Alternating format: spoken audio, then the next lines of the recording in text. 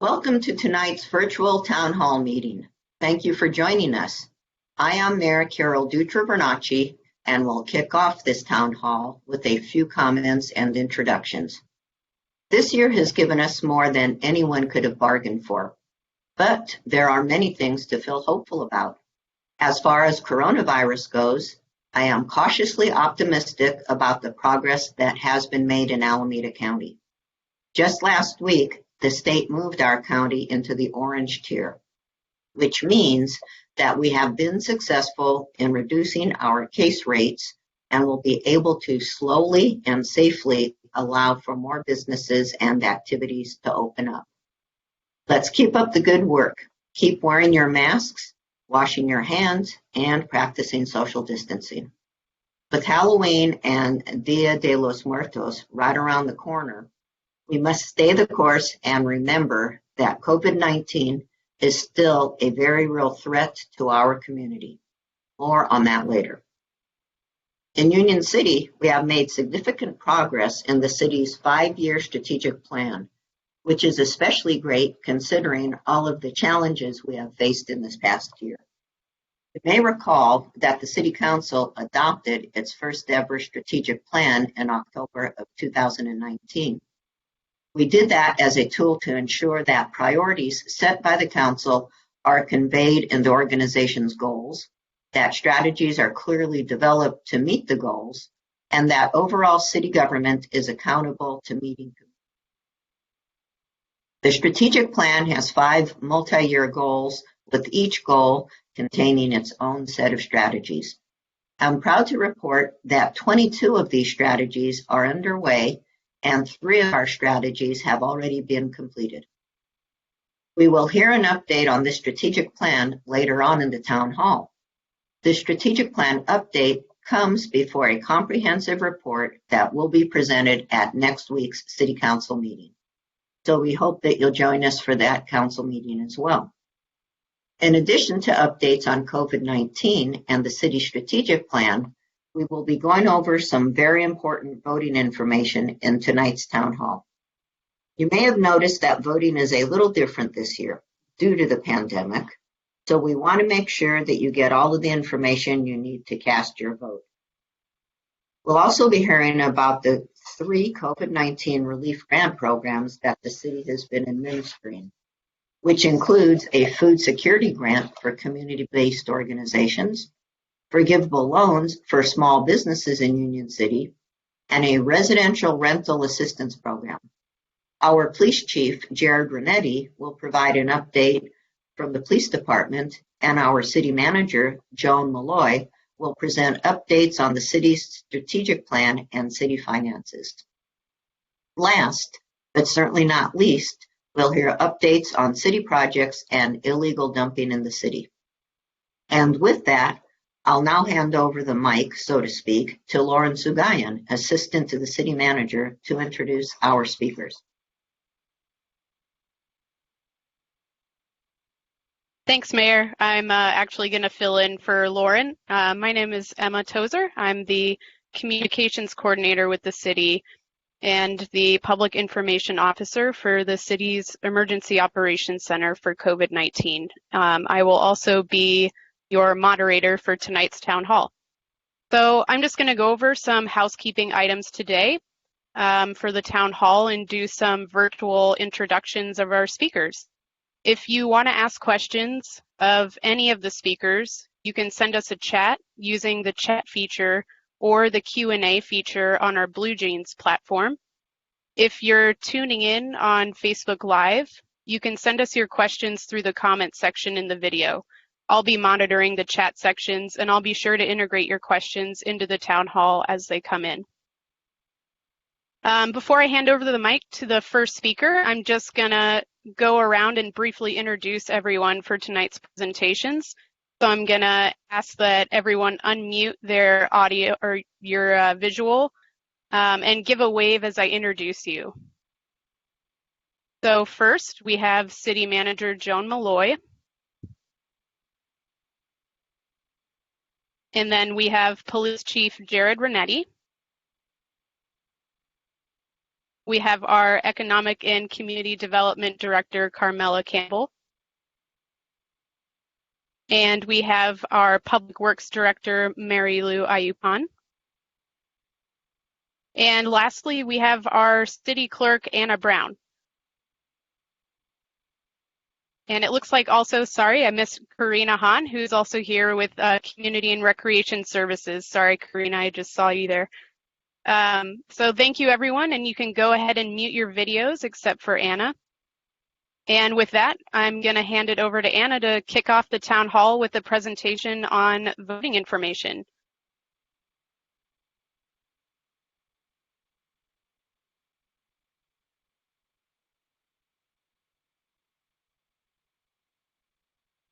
Oh, you're muted, Anna.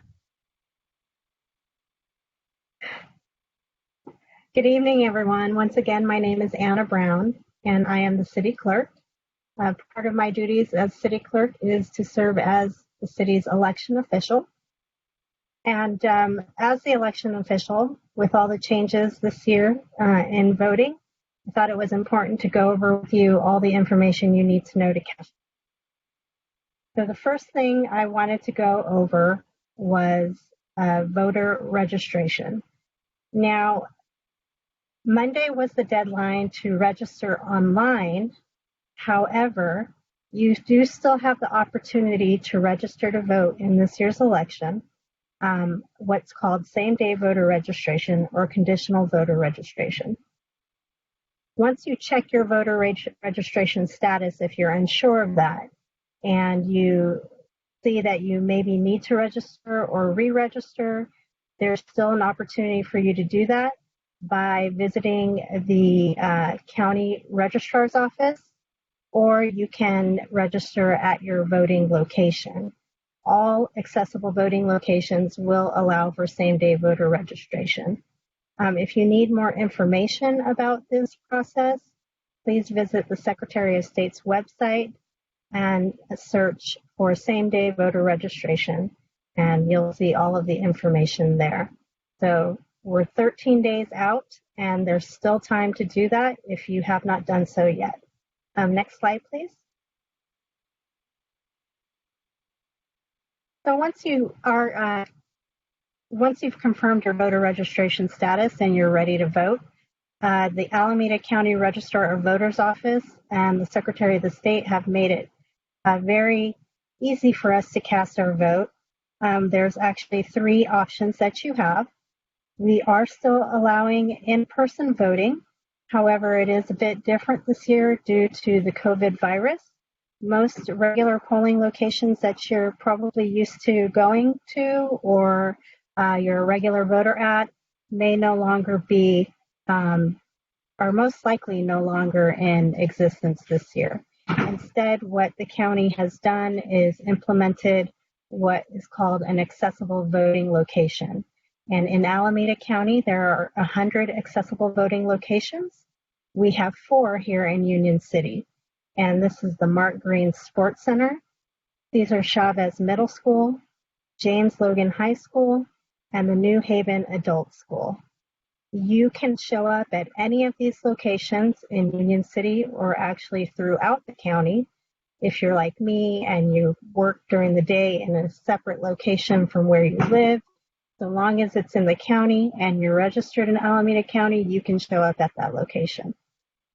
Accessible voting location hours begin on October 31st, run through November 3rd, which is Election Day. October 31st through November 2nd, the hours are from 9 a.m. to 5 p.m. And then on November 3rd, Election Day, the hours are from 7 a.m. to 8 p.m. Next slide, please. Second option of voting is you have probably already received your ballot in the mail because all registered voters in Alameda County received their ballots in the mail. So if you would like to fill out your ballot and turn it in, you can do so 2 ways. You can do so at the vote by mail drop box.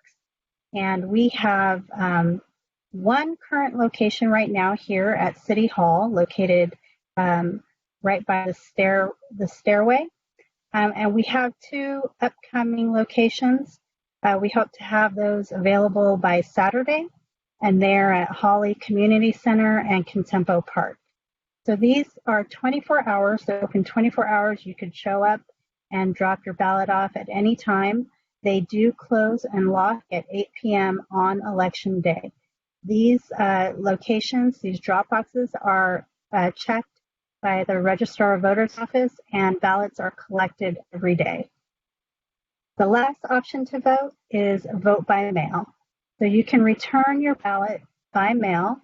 It must be postmarked on or before Election Day, and it must be received in the Registrar of Voters office no later than 17 days after the election. They have extended this time. It used to be 3 days, but now it's 17. And I just want to note that there is no postage required. You can drop it in the mailbox without putting any stamps on it. So for more information, including a full list of accessible voting locations and drop boxes located throughout the county, you can visit our website at unioncity.org and select the elections page. Lastly, I want to let you know about a service that the Registrar of Voters office offers is Ballot Tracking. So if you log on to acvote.ballottracks.net and you enter the pertinent information, you can track your ballot from delivery to receipt. So if you log on, you'll see that your ballot's been delivered, and once you turn it in and they receive it, and they count it, they can send you either a text or an email, whichever you choose, one or both, and you can make sure that your vote's going to count this year. Before you drop everything off in the mail or in the drop box, I want to make sure that you sign your envelope and place your address in the box where it's asking for that information. And that's my presentation. If there are any questions, please feel free to let me know. You can email me or call me. My email is amb@unioncity.org. And I look forward to answering any questions that you may have. Thank you. Great. Thank you so much, Anna. Now we're going to move into the next topic for tonight's town hall, which is a COVID-19 update. And I'm just going to switch hats here from the town hall host to public information officer for the Emergency Operations Center to provide you with a COVID-19 update. So our EOC, or Emergency Operations Center, we're still in full swing as we pass month 7 of shelter in place. We're continuing to provide PPE to our city staff and our community-based organizations, as well as act as a central point for collecting and distributing important information and resources for our residents and businesses in Union City. And that's something that Carmela is going to touch on shortly with information about the city's relief programs that are still available. So as a county, we are currently at a little over 22,800 cases, and in Union City, we're at 856 cases. Just last week, the state moved Alameda County into its orange tier. So if you're unfamiliar with the color-coded tier system, this was a risk assessment system that was put in place at the end of the summer by the state as a way for California to streamline its evaluation and reopening procedures. And that's called the Blueprint for a Safer Economy. So if you want to learn more about this 4 color-coded tier system, you can visit www.covid19.ca.gov. So as a county and as a city, we've made consistent progress. We've moved gradually from what was the purple tier, where the virus is the most widespread, down to the red tier, where the virus spread is considered substantial. And now we're down to the orange tier, where we're currently at, where the virus spread is classified as moderate.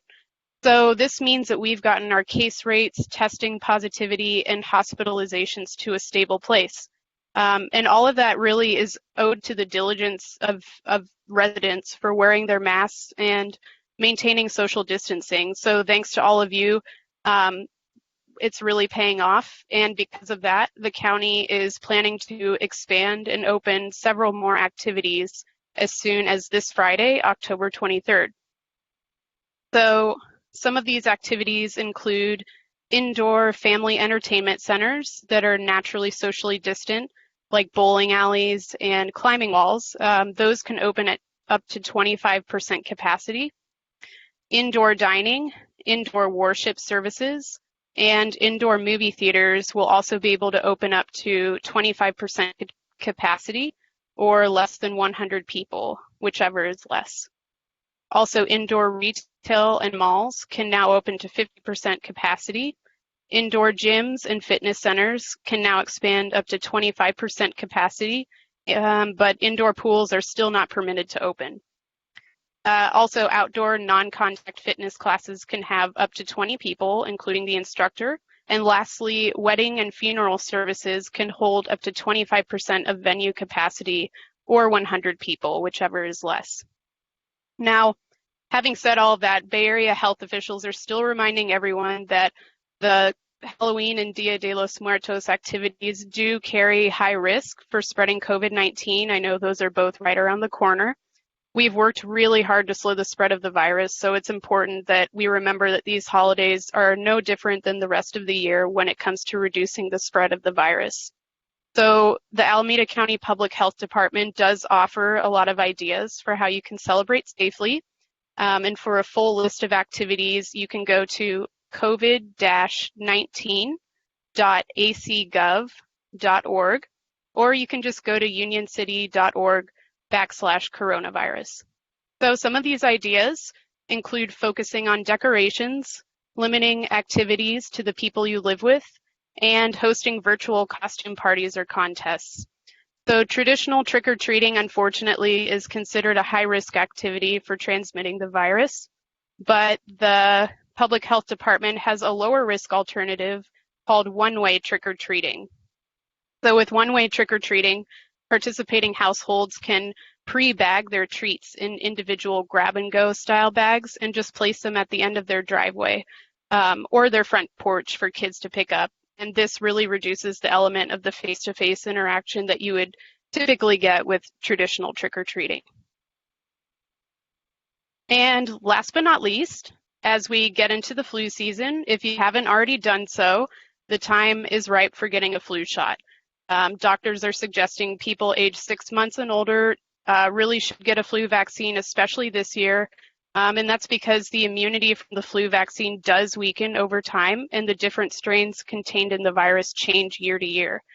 So as I had mentioned, it's really important that we do this year especially so that we avoid flooding the hospitals at a time when we critically need that space to treat our COVID patients. For those with insurance under the Affordable Care Act, a flu shot is available without cost as a preventive service from your regular doctor or most pharmacies. For those without health insurance or anyone who finds it more convenient, there are many opportunities to get a free flu shot at community clinics and COVID-19 test sites. You can go to Alameda County Public Health has a website that has a list of these flu clinics, and that's acphd.org/clinics. And you can also find flu clinics by going to vaccinefinder.org. And as I had mentioned earlier, a really good way to keep up with county and city updates for coronavirus, you can go to www.unioncity.org/coronavirus. And that brings me to a nice segue over to Carmela Campbell, who is going to now talk about Union City's COVID-19 relief grant programs, 2 of which recently had their application deadlines extended. So Carmela, the floor is yours. Thank you, Emma. My name is Carmela Campbell. I'm the Economic and Community Development Director, and I want to talk to you a little bit about a program the city recently launched called the COVID-19 Response Grant Program. And we are trying to distribute approximately $440,000 in grant funds and forgivable loans to the community to respond to the impacts of COVID. The city will be giving away approximately $50,000 in grant funds provided from East Bay Community Energy to address food security issues in the community. The funds will be provided to Union City-based nonprofits, community-based organizations who distribute food, to expand their operations and geographic reach at a time when it is very, very much needed.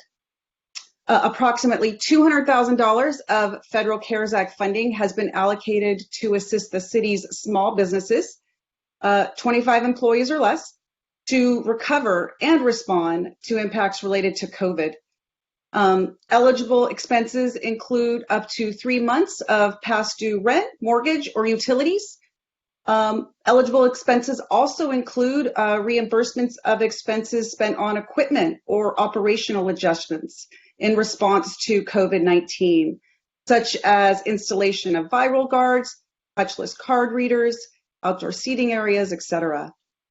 These funds are available as forgivable loans of up to $10,000. Last, but certainly not least, the city's residential rental assistance program I wanted to touch on.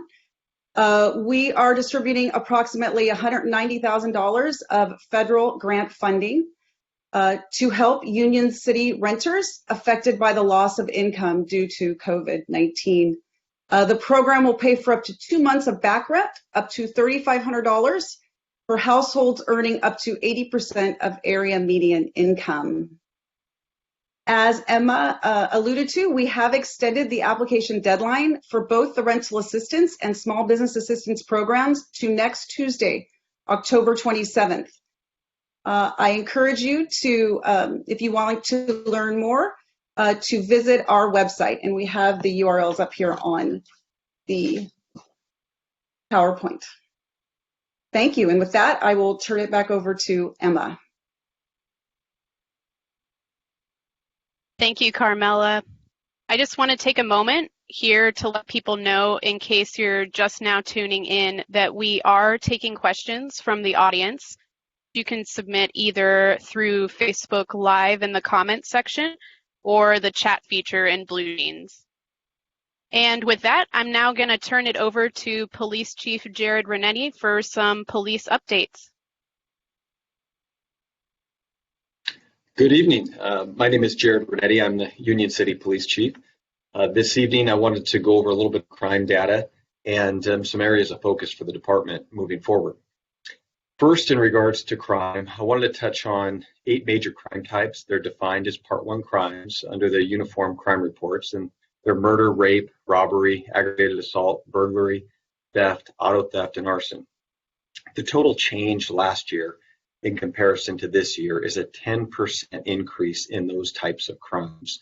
This year to date, we've had about 1,800 Part 1 crimes. To break it down a little bit further, person crimes, also known as violent crimes, those actually went down 10%, which is good. The biggest decreases were in robberies, which decreased about 30%, and aggravated assaults, which are down roughly 20%. We believe COVID played a big role with many businesses being closed and less people being out and about in the community with those types of percentage changes, because they're pretty significant. One thing that's important, especially with violent crimes, is not only the trends, but also the clearance rates, and clearance rates meaning those crimes that we solved.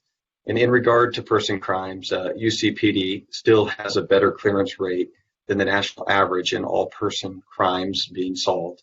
So our averages range from 5% better clearance rate for aggravated assault to a 38% better clearance rate for crimes like murder. In regards to property crimes, some of the most significant increases were in burglary, auto theft, and arson. Year-to-date burglaries are up over 20%, and auto theft is up significantly at over 100% increase. Year-to-date, we've had about 400 cars stolen, roughly about 40 cars per month are being stolen. Again, we do believe COVID played a role in some of the changes we're seeing in our crime data. Also, under property crimes, our arson numbers shot up drastically, 275%. You'll see by the end of the year that it will still be a significant increase, but this was due to a serial arsonist that we had in our city. Suspect was really responsible for 15 fires that he set in a short period of time. Thankfully, no one was injured, but we were able to identify the suspect and arrest him. If you would like more information on crime, specifically in your neighborhood, please go to the city website, click on Police Department, and click on Crime in My Neighborhood, and you could get additional details. Areas of focus over the next 6 to 12 months, some of the key areas we're going to be focusing on. One is recovery from the computer virus. The police department lost almost all historical data during with the impacts of the computer virus. We really need to finish our rebuild. We lost most of our procedures, our policies, training files, department forms, and much more. It's our goal to try and be back to pre-computer virus operations, preferably by the end of this year. The next area of focus is recruitment and hiring. This is a very challenging time in the policing profession. Recruitment and retention are important areas of focus for our organization. We currently have 18 vacant positions and are anticipated to reach 30 vacant positions by the end of next year. So we're really focused on recruiting, training, and succession planning for both short and long-term needs. And this will be an ongoing priority through next year. And then lastly, Reimagining Policing. The city recently completed an 8-week Policing and Community Engagement Committee. The City Council has asked Vice Mayor Duncan and me to build 4 working groups on designated topics to further improve policing in Union City. This working group process will begin next month, and it will eventually lead into the foundation for our next police department strategic plan. And we feel this is going to create institutionalized priorities to enhance our services to the community over the long term. If you have any suggestions for the police department or would like to provide us feedback on our service, please go to the city website, click on police department, and then click on public safety community feedback. Your feedback is valued and appreciated. I read every comment sent in, and I strongly believe in listening, learning, and leading. So please share your thoughts on our organization. I hope this information was helpful. Thank you. Thank you, Chief. That was a very comprehensive and concise update. And with that, we are going to go on to Mary Lou and Carmela, who are going to be giving us updates about projects that are going on in the city. Thank you, Emma.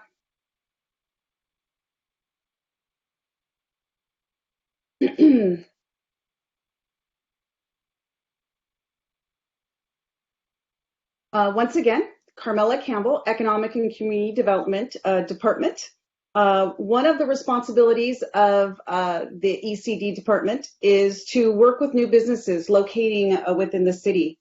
Within Union Landing, we've had several new businesses open up at a time when we were seeing a decline in traditional brick and mortar stores, with the increase in online shopping only hastened by the impacts of COVID-19. We are happy to see the addition of new stores in Union Landing, including Ross, Burlington, and the newest addition, Video Only, which sells electronics and who plans to open up soon in the former Office Max space. I also want to highlight a few new restaurants in Union Landing, including Ocean Bar, located in the former Applebee's space, which is a sit-down seafood restaurant, and Nick the Greek, located near Lucky's. For more information regarding these new businesses and more, I encourage you to visit the new Union Landing website at www.unionlanding.com. Slide. My department also works on long-range planning efforts that guide new development, as well as new development projects. We're currently working on an update to a plan for the area around the BART station, which is called the Station District Specific Plan. This area will play a key role in accommodating future jobs and housing within the city. The city received a grant to complete this work. We've just recently wrapped up a robust outreach process that will inform development of the plan. We will be doing another round of outreach and getting feedback in the summer 2021 when we release the draft plan for public review. You can learn more and sign up to receive updates by visiting the Station District Specific Plan webpage on the city's website. Regarding new development, the city is processing an application for a new residential neighborhood located in the area near Dakota Road and 7th Street, which includes the former Air Liquide facility. The project proposes new townhomes, apartments, and a new affordable housing project, as well as new commercial uses, including a space that can accommodate a small grocery store. The project also includes new public amenities, including parks and plazas. The city will be releasing an environmental document for the project next month, which you can access from the city's planning website. I also want to report out on a new affordable housing project that the City Council recently approved on a vacant lot located on Mission Boulevard between Whipple Road and Dakota Road. The project includes 80 units, with some of these being reserved exclusively for folks who live or work in the city. This was due in part to the city using its allocation of Measure A1 funds, which came from a ballot measure approved by the Alameda County voters a few years ago to support the development of affordable housing.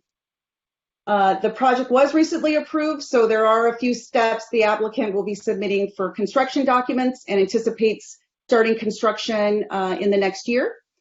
And so approximately 12 to 18 months after that, we'll be opening the application window.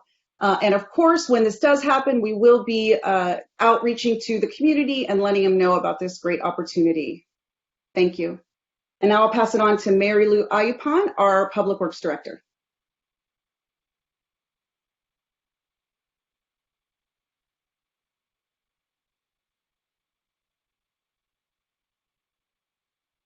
Works Director.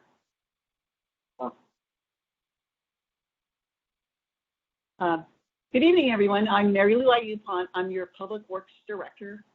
And similar to Carmela, we are also in the planning process for our bike ped master plan update. As you know, our goal is to be a more bike-friendly city, and how we start is is identifying projects within our city that connects to regional trails or connects to our existing trails, makes our major streets more usable for cyclists and also for pedestrians. This process is ongoing, and I encourage you to check our website because there is an interactive map on our website on our bike ped master plan update. And we will be reaching out to community in the next few months. In addition to that, we set up a Bpac Committee to represent our residents to help guide us through this process. And so we meet periodically, and typically we meet every third Monday of the month. Our next Bpac meeting is set for the third Monday in November. In addition to the bike ped master plan, we're also having projects that's in the design phase. It's the Union City Bike Lane project. It's from the Fremont border at the Alameda Creek Bridge to south of Alvarado Boulevard. That project is in the final design phase. We did get a grant to build that project, roughly $10 million. And we hope to go to construction early next year and be done by at least late 2020 or early 2021. Next slide, please. As you know, we recently completed the Contempo Park. We call it the ADA project because the intent of this, again, it was another grant that we received, was making our parks more, and our picnic areas, specifically our picnic areas, more ADA accessible. We also included new equipment at the picnic area and also improved the paths. Next slide, please. And then one of our recent roadway projects for pedestrian safety was at the intersection of Deborah and Dyer, was really to improve people who crossed over to Veterans Park, give them a more designated area to cross and more visible area. This was completed sometime in 2020 and 2019. And I also like to mention something too that's been going around, and we've been receiving emails from many of you in the community, is that illegal dumping has been a major issue, not just all throughout the Bay Area, especially during this COVID-19 and shelter-in-place order. During this time, we have not had, in the past, we've had, the Alameda County has provided a work furlough program to us to help us go, they provide staff to help us do these odds and end jobs, and particularly picking up illegal dumping. this program is not available during COVID-19, and so therefore our own public works staff, whether at streets or on grounds, have to go out and pick up illegal dumping when we are notified about it. We strongly encourage you to fill out our new form on our website. It's a public works request form, so we kind of can identify these locations that are the common issues. And so with that, I'd like to pass it on back to Emma. Thank you, and thank you all. Thank you, Mary Lou and Carmela. I know that we get a lot of questions about illegal dumping and disposing of bulk trash, so that was a really, really helpful update.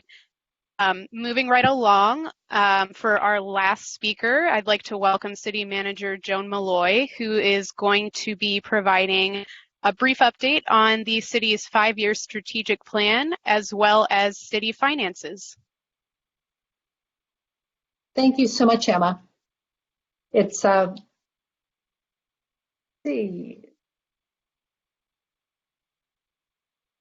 pleasure to be here. As Emma stated, my name is Joan Malloy, and I'm the city manager, and I'm going to talk to you a little bit about the strategic plan, finances, and close with an update on Measure WW, which is on the November ballot in a couple weeks. Next. The mayor had referenced a strategic plan that the council did adopt in October, about a year ago, of 2019, that established new mission, vision, and value statements for the city. And in that plan, they identified 5 multi-year goals. One of the key goals, fiscal stability and sustainability, is a primary goal of the city.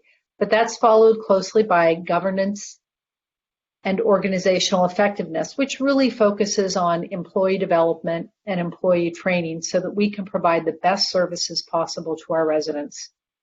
It's followed by a third goal about economic and community development and public safety, and thinking about these efforts in a very forward thinking, trying to be progressive about how we address these issues and how we can be more effective. And we heard a little bit from Carmela Campbell on the work that's going on in the Station District, and Police Chief Renetti also spoke about public safety and the efforts that they are making in integrating some of the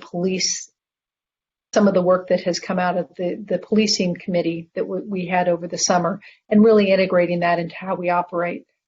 The next goal is about environmental sustainability that the city takes very seriously, and you can see that by the solar panels that have gone up throughout the city. We are transitioning to an electric bus fleet, and our public works department is always on the front edge of conserving water and using power effectively in our city facilities. And lastly, and I think most importantly, really, is how we communicate and outreach to our community. This town hall is an example of that, how important it is to bring our citizens along so that they understand the work that their local government is doing on their behalf. The council held a retreat in August, just this last summer, August of 2020, and reviewed the strategic plan that was adopted a year ago and established some new priorities, as well as reaffirming the current goals. The new priorities, one which has been addressed a little bit through this whole COVID-19, you've heard a thread of that through the presentations, is about homelessness and some of the impacts on the community that is having. And so staff will be setting up special task force to really look more deeply into the homelessness issue and how we can address it. Also, the council reaffirmed its commitment to develop a fiscal sustainability plan. That is an ongoing effort. We're always looking out 10 years to see that we are on target with our financial planning. And part of this is determining a level of reauthorization for the user utility tax. We have gone through that effort, and as I mentioned, Measure WW, which is a user utility tax, will be on the ballot in November. One of the next goals that the council wanted us to focus on has to do with reducing the costs and increasing revenues of our community and recreational services. This is an area that we'll be looking more carefully at to be sure that we are operating these services as effectively as we can. And then again, that gets back to having a fiscally stable model for our city. And lastly, to facilitate the build out of the Station District area. And again, I'm going to reference Director Campbell's presentation of how this is a big effort that is underway in the planning department that is critical to economic development and redevelopment efforts in the city, again, supporting that fiscal stability plan. And a key factor in this is building new access and new infrastructure to support the intensive development that we anticipate around the BART station. And that new multimodal infrastructure is called Quarry Lakes Parkway. And there will actually be a briefing to the council at their Tuesday, October 27th meeting next week. So to learn more about that, I encourage you to visit. The city council meeting starts at 7 o'clock on Tuesday, October 27th. Next slide. I want to talk a little bit about the city finances. People are often very curious about how local governments are funded, and they often think they pay a lot of property tax, and they wonder why cities are sometimes strapped for funds. So I'm going to talk a little bit about how we pay for services in your city. Your property tax, every dollar that you pay as a resident, only 17 cents of that dollar actually goes to the city. The remainder of that dollar goes to New Haven Unified School District, Alameda County, or the state of California. A small portion goes to other districts such as BART, the Mosquito Abatement District, and the like. But out of every dollar you pay, only 17 cents comes to Union City to pay for services. Next.